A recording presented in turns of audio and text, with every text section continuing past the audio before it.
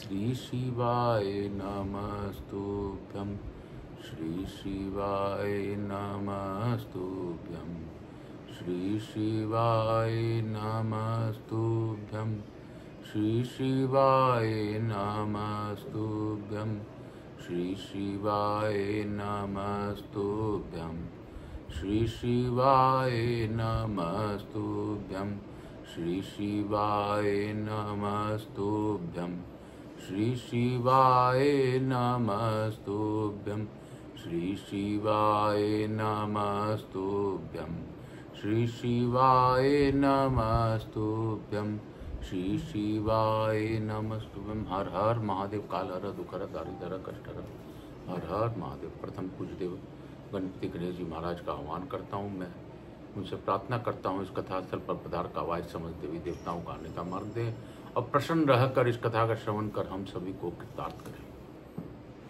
मैं यहाँ के स्थान देवता, वास्तु देवता, ग्राम देवता, अपनी कुल देवी, अपने श्रोताओं के कुल देवता कुल देवी का आह्वान करता हूँ। मैं अपने पितरों को नमन करते हुए पितरों का आह्वान करता हूँ तथा अपने श्रोताओं के पितरों का आह्वान करता हूँ। मैं आकाश राजगढ़िया बंसल गोत्रोत्पन्न उमा शंकर नारायण देवी राजगढ़िया का पुत्र आचार्य संगीत के सिंह जी महाराज के नाम से विख्यात सांवरिया बाबा को वंदन करते हुए यवतमाल से उनसे प्रार्थना पूर्वक आशीर्वाद लेकर आज की कथा प्रारंभ करता हूँ। मैं यही कहूँगा कि गुरु बिना ज्ञान कहाँ से आयो और गुरु नहीं तो ईश्वर नहीं। पुनः यही कहूँगा गुरु कृपा ही शिष्य परम मंगलम। तो गुरु कृपा के बिना शिष्य का मंगल नहीं हो सकता। इसलिए अपने गुरु को हमेशा याद करते रहिए, नमन करते रहिए और गुरु अर्चना करते रहिए। मैं अपने गुरु को मनन करते हुए आज की कथा प्रारंभ करता हूँ और पंडित प्रदीप जी मिश्रा को जीवन प्रयत्न जितना भी धन्यवाद दूँ कम है कि उनकी प्रेरणा से मैंने 18वां पुराण पढ़ने का मन किया। ये स्कंद महापुराण की अद्भुत कथा है। इसका श्रवण मात्र से, दर्शन मात्र से लोगों को लाभ मिलते हैं। इसमें शंका और समाधान नहीं रखनी चाहिए। मैं अपने गुरुदेव को वंदन करते हुए और भोलेनाथ मैया पार्वती को वंदन करते हुए उनसे प्रार्थना करता हूं कि गौर बिंदुरक आसन ग्रहण करें, भावपूर्वक उमा शंकर नारायणी रूप में विराजमान रहकर इस कथा का श्रवण करें। मुझसे किसी प्रकार की बाबा त्रुटि हो रही हो तो क्षमा कीजिएगा। आप हैं तो मैं हूँ तो आप हैं। ऐसा तो नहीं है मेरे होने से ही आप हैं, लेकिन यह भी सत्य है कि मैं जो भी हूँ बस आपका ये कारण ही।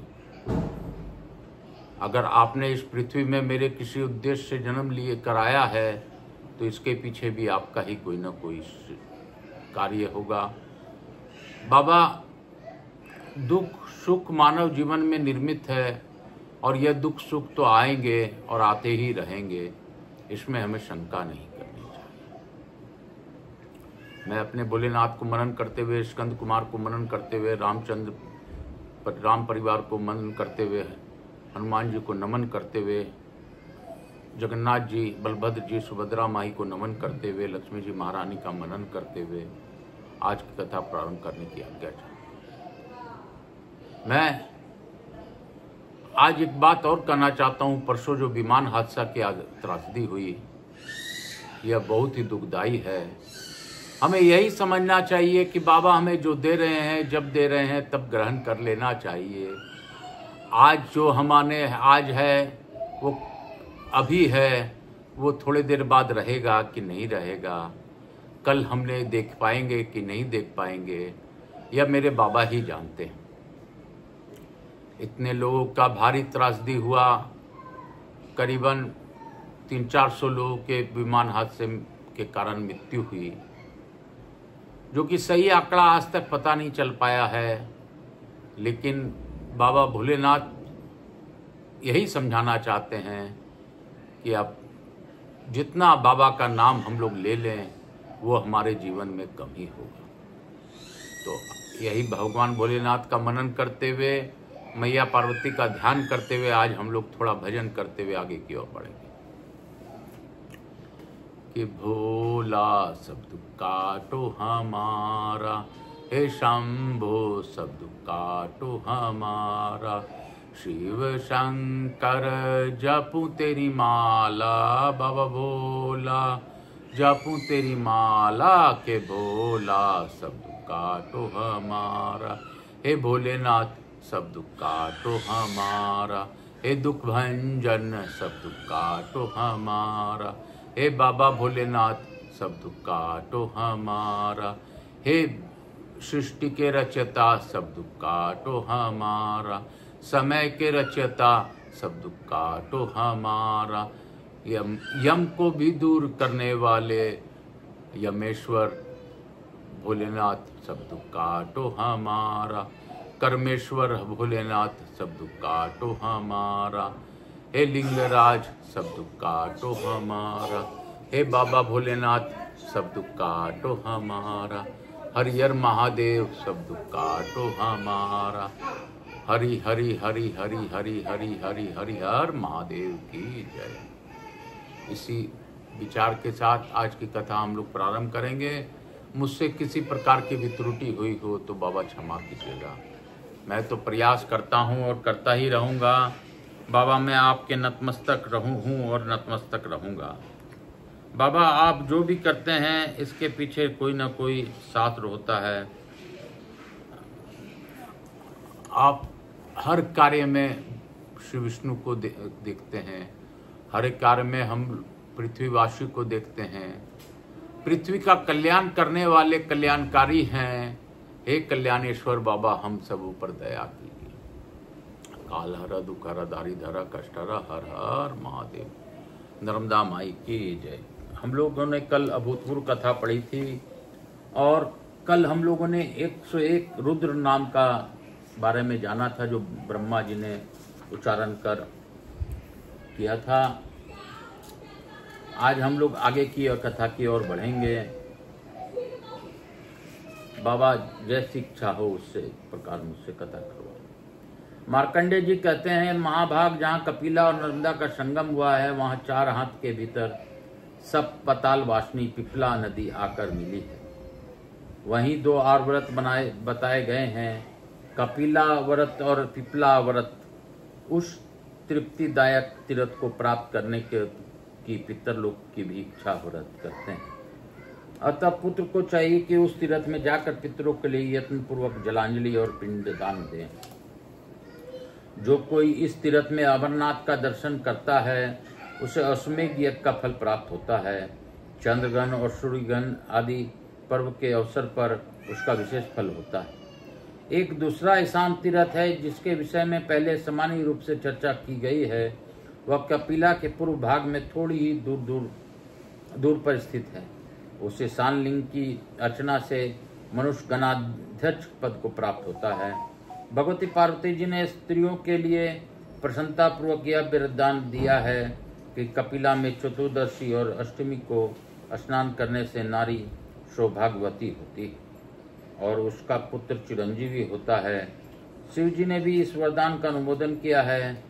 कपिला नदी जहाँ से निकली है और जहाँ नर्मदा में जाकर मिली है वहाँ अब तक 8000 तीर्थ हैं जो इच्छानुसार फल देने वाले हैं। इन तीर्थों में कपिला गौ का दान करें और यथाशक्ति ब्राह्मणों को भोजन करावें। वहाँ सदा उपवास करके देवताओं और पितरों को तर्पण करें। वहीं हेमजालेश्वर नामक सिद्धिदायक लिंग है। हेमजालेश्वर देव की अर्चना करने से मनुष्य यमलोक को नहीं देखता। पूर्व काल में वसुदेव नाम वाले एक राज ऋषि हो गए हैं जिन्होंने धुंधु दैत्य को मारकर धुंधमार नाम धारण किया था। वे इस तीर्थ के महात्म्य से सर्वलोक में देव भाव प्राप्त हुए। निर्श्रेष्ठ जहाँ जम्बुकेश्वर नाम से प्रसिद्ध एक शिवलिंग है जो पशु पंछियों को योनि से छुटकारा दिलाने वाला है। उन पृथ्वी पर नैमिषारण्य तीर्थ, काशी तीर्थ और प्रयाग तीर्थ हैं, परंतु अमरेश्वर तीर्थ तीनों लोकों में प्रसिद्ध है। जिस 33 कोटि देवता तथा असुर भी मस्तक नवाते हैं। महाराज वहाँ स्नान करने वाले मनुष्य अश्वमेध यज्ञ का फल पाता है। सरस्वती लिंग ब्रह्म हत्या का नाश करने वाला है। युधिष्ठिर ने पूछा, विप्रवर कौन मनुष्य यमराज के लोक में जाते हैं, यमराज के नरक कैसे हैं, ये सब मुझे बतलाइए। मार्कंडेय जी ने कहा, सब दानों में अन्न दान को उत्तम माना गया है। वह सबको प्रसन्न करने वाला, पुण्य जनक तथा बल और पुष्टि को बढ़ाने वाला है। तीनों लोकों में अन्न के समान दूसरा कोई दान नहीं है। अन्न से ही प्राणी उत्पन्न होते हैं। अन्न का अभाव होने पर मर जाते हैं। शरीर में रक्त, मांस, मज्जा और वीर्य, ये सब अन्न के ही क्रमशः बनते हैं। वीर्य की प्राणियों की उत्पत्ति होती है, इसलिए संपूर्ण जगत अन्नमय है। स्वर्ण, रत्न, अश्व, हाथी, स्त्री, माला और चंदन आदि भोग सामग्रियां से भी अन्न भोजन के समान सुख नहीं मिलता। युधिष्ठिर, इस कारण अन्नदान महान पुण्यदायक है। अन्नदाता दाता को प्राणदाता कहा गया है, अतः सदा ही अन्नदान करना चाहिए। इस लोक और परलोक में अन्नपान आदि जो कुछ भी ऐश्वर्य है, वह सब अन्नदान का ही फल बताया गया है। जो पापी मनुष्य को कर्म करते हैं और ऐसे दान से मुंह मोड़ते हैं, वे अत्यंत भयानक दक्षिण मार्ग में से यमलोक को जाते हैं।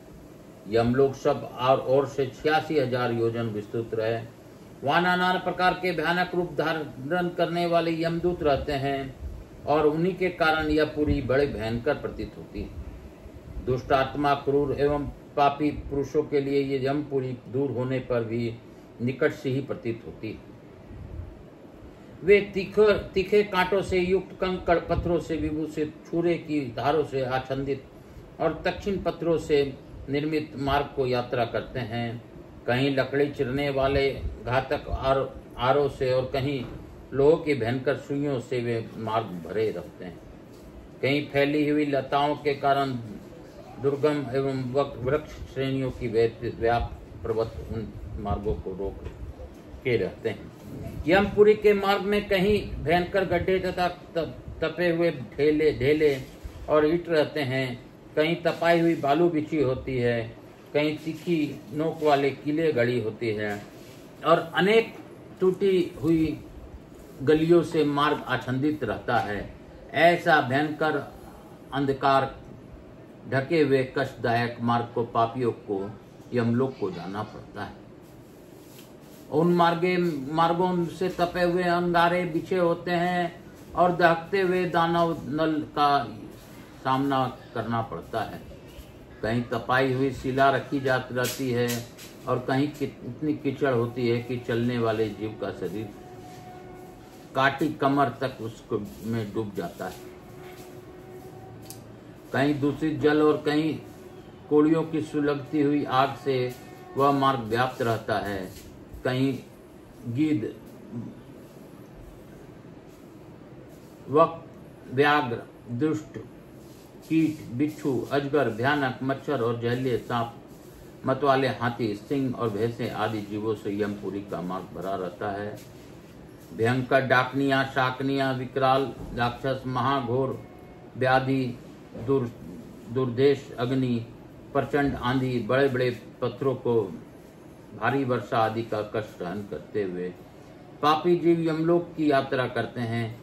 कहीं कहीं उन पर चारों ओर से वान वर्षा की जाती है, कहीं बिजलियां गिरती है, कहीं दारुण उल्कापात होता है और कहीं दहकते हुए अंगारे की वृष्टि होती है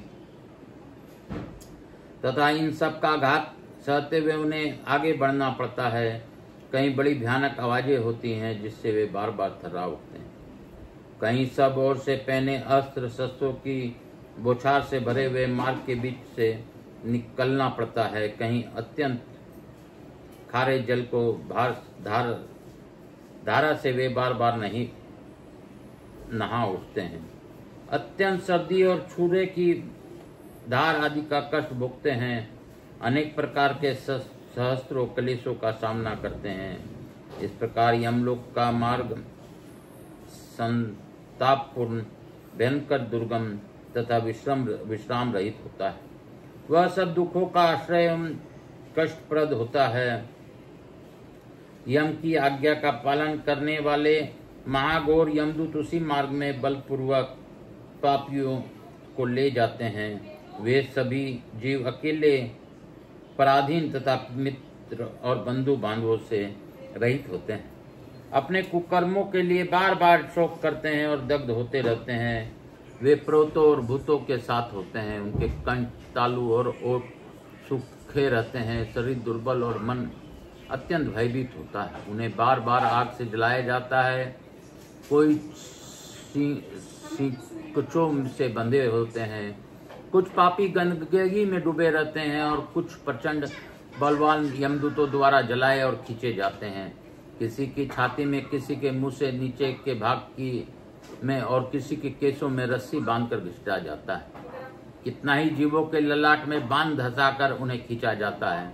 कितने को उतान लिटाकर उस दुर्गम मार्ग पर घिसते हुए ले जाया जाता है। कोई पसली से बंधे होते हैं, कोई भुजाओं में, कोई पेट या कमर में बांधे जाते हैं। किन्हीं के गले में फंदा डालकर घसीटा जाता है और वे अत्यंत दुखी होते हैं। किन्हीं को जीभ में कील धसाई जाती है। किन्हीं को अर्धचंद्र आकार हाथ से गले में पकड़कर मेचा देकर इधर उधर धक्का दिया जाता है। किन्हीं के लिंग और अंडकोश में रस्सी बांधकर उन्हें खींचा जाता है। कितने ही पापियों को हार, पैर, हाथ, होठ, नासिका, शीशन, अंडकोश, मस्तक तथा अन्य अंग काट दिए जाते हैं। कोई अंकुशों से छेदे हो जाते हैं। कहीं को सांप और बिच्छू काटे जाते हैं तथा वे पापी जीव अनाथ निराश्रय होकर इधर उधर भागते और चिल्लाते रहते हैं। मुदगरों और लोहे के डंडों से उन पर बार बार मार पड़ती है। उन्हें भयंकर कोड़ों से भी पीटा जाता है और भिंदी पालों द्वारा पीड़ित किया जाता है। उनके मुंह से रक्त निकलता रहता है। वे कभी पानी में गिरा दिए जाते हैं और कभी धूप से संतप्त होकर छाया के लिए प्रार्थना करते हैं। दानहीन मनुष्यों को इसी प्रकार दुर्दशा भोगते हुए यमलोक में जाना पड़ता है। जिन्होंने अपने पापों का प्रायश्चित कर लिया है वे यमलोक में सुखपूर्वक जाते हैं। इस तरह इस निकृष्ट मार्ग से यमराज के नगर में गए हुए पापी जीव आज्ञा मिलने पर दूतों द्वारा यमराज के सम्मुख पहुंचाए जाते हैं। वहां चित्रगुप्त उन पापियों को धर्म उपदेश करते हुए उनके पापों का स्मरण कराते हैं और इस प्रकार कहते हैं, अरे ओ पापाचारी यों, ओ पराये धन को हड़पने लेने वाले लुटेरों, तुम लोगों ने अपने रूप और बल के घमंड में आकर पराई स्त्रियों का सतीत्व नष्ट किया है। तुम्हें ज्ञात होना चाहिए कि जो जिस कर्म को करता है उसी को उस कर्म का फल भोगना पड़ता है। फिर तुमने अपना ही सत्यानाश करने के लिए पाप क्यों किया और अब अपने ही उन्हीं कर्मों के कारण जब क्लेश भोगना पड़ता है तब दुखी क्यों होते हो। सबको अपने अपने कर्म ही भोगने पड़ते हैं, इसमें किसी का कोई दोष नहीं है। तदंतर चित्रगुप्त जी यमराज से कहते हैं, स्वामीन, वे भूलोक से राज लोग आए हैं। इन्हें अपनी बुद्धि और बल बड़ा घमंड था। ये सभी नरेश अपने भयंकर दुष्कर्मों से प्रेरित होकर यहाँ आए हैं। यमराज से ऐसा कहकर वे उन राजाओं का संबोधित करके कहते हैं, दुराचारी नरपालो, तुम सब लोग प्रजा का सर्वनाश करने वाले रहे हो। तुमने थोड़े समय के लिए राज पाकर ऐसा पाप कर्म किया क्यों किया। राज के लोभ से मोहवश अन्यायपूर्ण वृत्तियों को अपनाकर तुमने जिन पापों का संग्रह किया है उनके यथार्थ फल का उपभोग करो, और जिनके लिए तुमने अशुभ कर्म किए हैं वह राज और वे स्त्रियां अब कहाँ है। वह सब कुछ छोड़कर तुम अकेले यहाँ आए हो। जिनके लिए तुमने प्रजा को सताया और नष्ट किया है वे तुम्हारे भाई बंधु अब तुम्हारी यहाँ यह यातना नहीं देख पा रहे हैं। इस समय यमदूत तुम्हें ऊंचे से नीचे गिराते हैं, तब उन कर्मों का कैसे मजा मिल रहा है। युधिष्ठिर, इस प्रकार चित्रगुप्त के अनेक तरह के कठोर वचनों द्वारा उपाल देने पर वे राजा लोग अपने अपने कर्मों को सोचते हैं और मौन रह जाते हैं। तदंतर धर्मराज यम उनके पाप की शुद्धि के लिए दूतों को आज्ञा देते हैं, चंड, महाचंड, तुम दो लोग इन राजाओं को पकड़कर नरकों के आग में तपाओ, उन्हें पापों से शुद्ध करो। तब वे दूत सिद्ध उठकर उन राजाओं को पांव पकड़ लेते हैं और वेग पूर्वक घुमाते हुए उन्हें खूब तपी हुई भूमि पर फेंक देते हैं और लोहे के वृक्षों पर ही भी पटक देते हैं। उन प्रहारों से जर्जर होकर वे राजा अचेत और निश्चेष्ट हो जाते हैं। फिर वायु का स्पर्श होने पर वे धीरे धीरे सचेत होते हैं, तब उन्हें पाप से शुद्ध करने के लिए यमदूत नरक के समुद्र में डाल देते हैं। नरकों के 28 श्रेणियां हैं, जो 7वें पाताल के अंत में घोर अंधकार के भीतर स्थित है। 1 अति घोरा, 2 रौद्रा, 3 घोर तमा, 4 अत्यंत दुख जननी, 5वां घोर रूपा, 6ठा तरन तारा, 7वां ध्यान का, 8वां काल रात्रि, 9 घटोत्कचा, 10वां चंडा, 11 महाचंडा, 12वां चंड कोल्हाला, 13 प्रचंडा, 14 वारांगनिका, 15 जगन्या, 16 अवरालोमा, 17वां भीष्णी, नायिका, 18वां नायिका, 19वां कराला, 20वां विकराला, 21वां व्रज विसंती, 22वां अस्ता, 23वां पंचकोना, 24वां सुदृढ़ा, 25वां परिवर्तला, 26वां सप्तभूमा, 27वां अष्टभूमा, 28वां दीर्घ माया। ये ही नरकों के 28 कोटियां हैं। इन सब के क्रमशः 5-5 नायक होते हैं। इनमें पहला रौरव है, क्योंकि उसके पड़े हुए प्राणी रोते रहते हैं। दूसरा महारौरव है, जिसके दूसरा पीड़ाओं से महान साहसी भी रो पड़ देते हैं। तीसरा तम, चौथा शीत और 5वां उष्ण है। इस प्रकार पहले कोटि के ये 5 नायक माने गए हैं। दूसरी कोटि में 1 अघोर, दूसरा तीक्ष्ण, तीसरा पद्म, चौथा संजीवन और 5वां सट, ये 5 नायक हैं। तीसरा कोटि के नायक हैं महामाय, 2 विलोम, 3 कंटक, 4 कटक और 5वां तीव्र। चौथी कोटि के नायक 1 बाम, 2 कराल, तीसरा किंकराल, चौथा परकप्पन और 5वां महाचक्र हैं। 5वीं कोटि के नायक 1 सुपद्म, 2 कालसूत्र, 3 परागर्जन, 4 सूचिमुख और 5 स्नोमी हैं।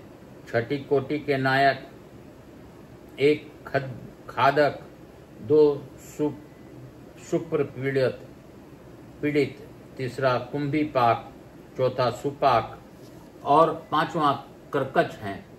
7वीं कोटि के नायक सुदारुण, दूसरा अंगार रात्रि, तीसरा पचन, चौथा असकर्पभव तथा सुतीक्ष्ण है। 8वीं कोटि के 1 शुंड, 2 सुकनी, तीसरा महाशुर्व संतर्क, चौथा क्रतु और 5वां तप्त जंतु, ये 5 नायक हैं। 9वीं कोटि के नायक पंक लेप, 2 पूर्तिमान, 3 ईदहदम, चौथा रिपु और 5वां उच्छावास हैं। 10वीं कोटि के नायक 1 निरुच्छवास, दूसरा सुदीर्घ, तीसरा क्रूर, चौथा सालमली, 5वां उदिष्ट है। 11वीं कोटि के नायक 1 महानाद, 2 प्रवाह, तीसरा सुपरवाहन, चौथा वृषाश्रय तथा 5वां वृषर्व है। 12वीं कोटि के 1 सिंहासन, 2 व्याघ्रधन, तीसरा गजानन, चौथा श्वानन और 5वां सकुरानन, ये 5 नायक हैं।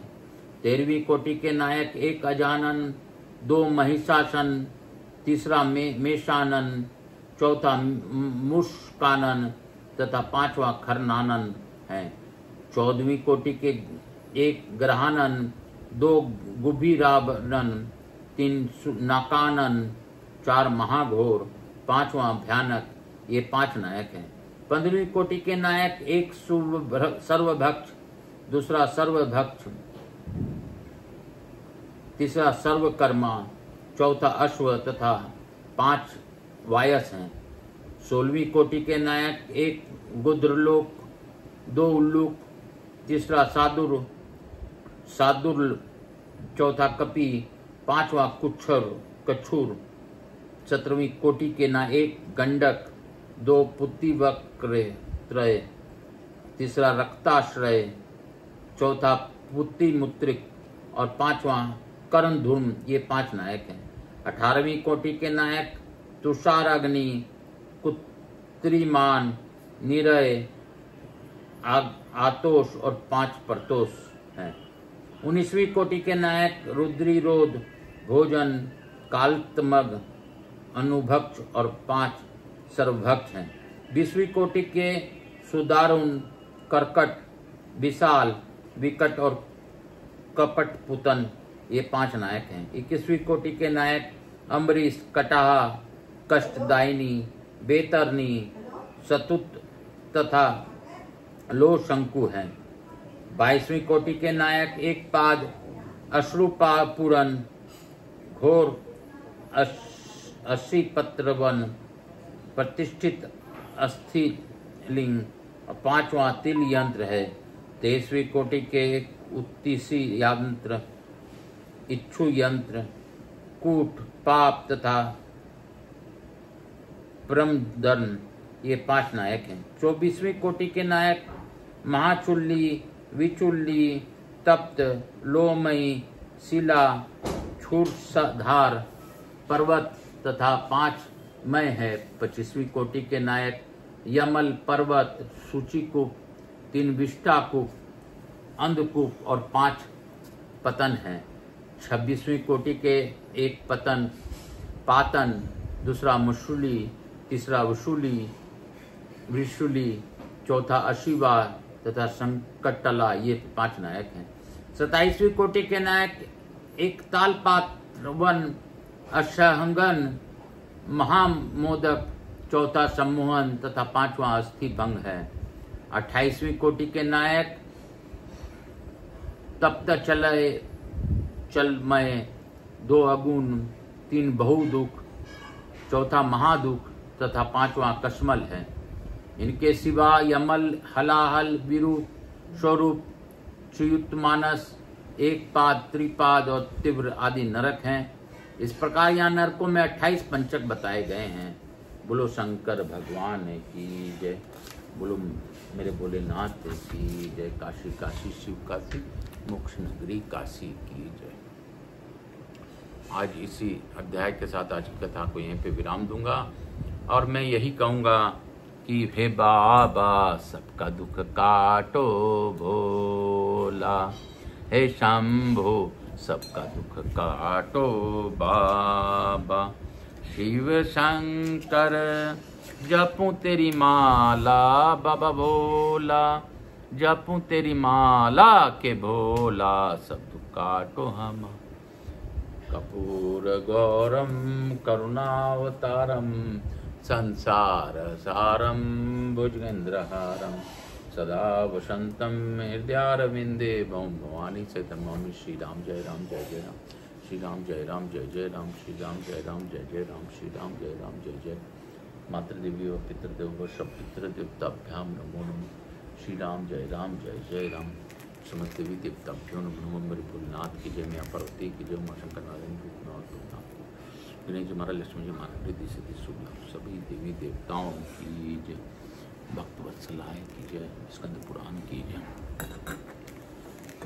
मैं